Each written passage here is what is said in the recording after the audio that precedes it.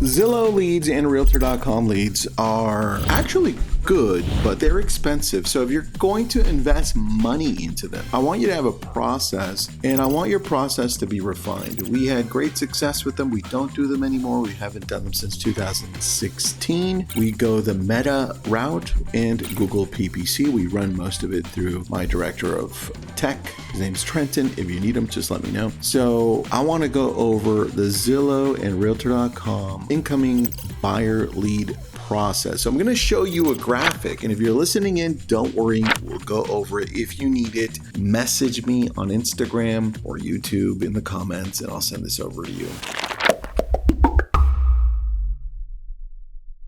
Welcome, my real estate friends. This is your daily real estate podcast and YouTube that for about 10 minutes or less goes over the things that we need to be paying attention to on a daily basis, whether it's actual processes like today, systems or tech or AI or just mindset. Whatever it is, I've got you. And I just started a brand new newsletter.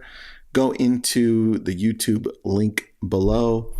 If you're listening to it, just message me and I'll send it over to you. But if you're watching, it's in the description. Click it, and once a week, I'll send you what I think you should be focusing on when it comes to the real estate world. I'm writing it based on what's happening with our team, our brokerage, and what I'm seeing out there.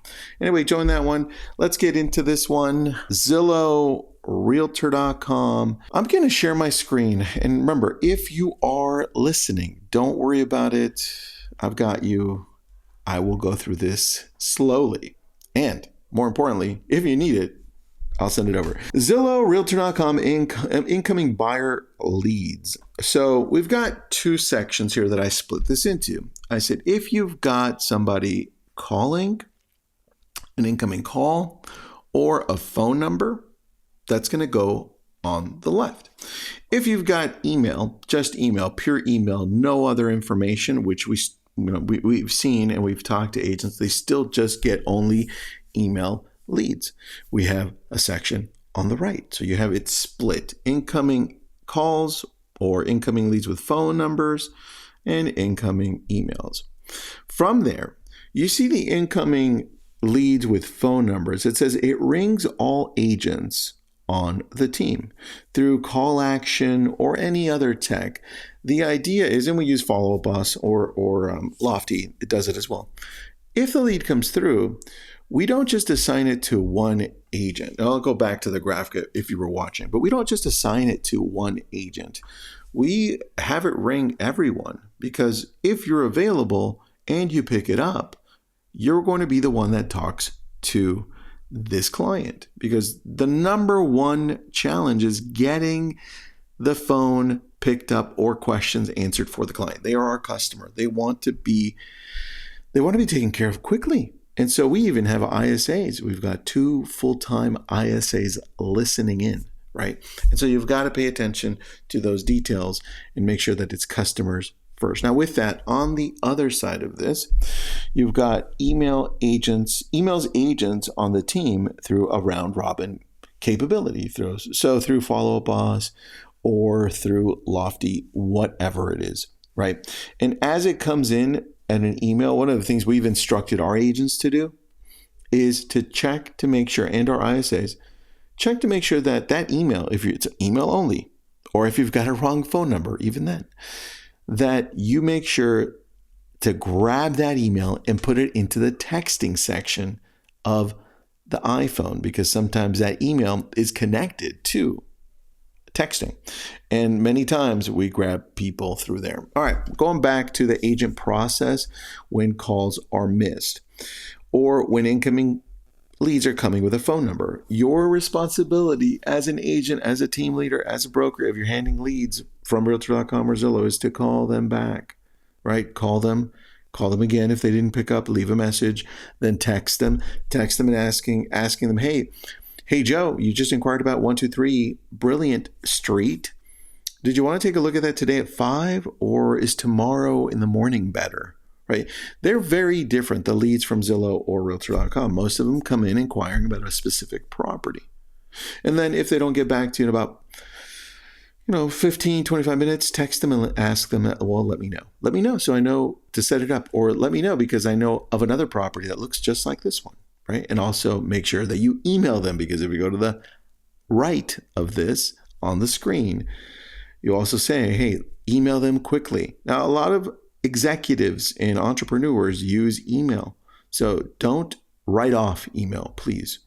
Next, once this process happens, or even at the same time, we've got automation. Automatically goes into the CRM through the API or email parsing, whatever you've got. All leads are placed on a home search through whatever IDX you've got.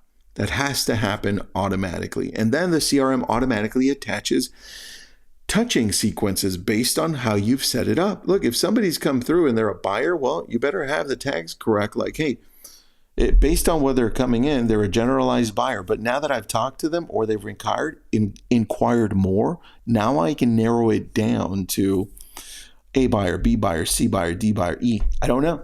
Depends on what they're saying. If you don't know at all, put them on a new lead coming through and make sure that you're providing value. Have a system, a process inside of your CRM that has some type of nurturing coming through and says, hey, here are more properties like this. Hey, I wasn't sure if you're looking for a fixer or something to move into. Hey, I wasn't sure if you're looking for a townhome or a house. Are you looking to be closer to the beach, right? Hey, this is who I am. I know you may want to know who you're working with, who's sending you properties. This is me, right? Have a whole different type of communication with them through email, video email, text, call, social if possible, right? Vary it so you can reach them. And make sure that if you are going to have some type of a dialogue, or your agents are going to talk to them along the way, or ISAs, make sure that they know they have to follow the systems that you've put in place. And follow-up is extremely important, along with what are they doing after they follow up in the system? Are they putting up the notes? Are they tagging correctly? Because if you've got a team and you're looking in, how the hell do you know if they've talked to them or what's happening? That's probably one of the biggest challenges. And then at the end here, prioritization. CRM and IDX communicate to keep you updated on important actions being taken by these leads. Meaning, and look, if you're part of Realtor.com or Zillow, they'll tell you, hey, they came back. Now they're looking at 3 properties. Hey, they saved 5 properties. Hey, they shared this property. In fact, Ylopo does the same thing inside of Follow Up Boss. And then make sure at the end, like you see what it says here, inspect. Go back and inspect. If it's not you, somebody's got to do it.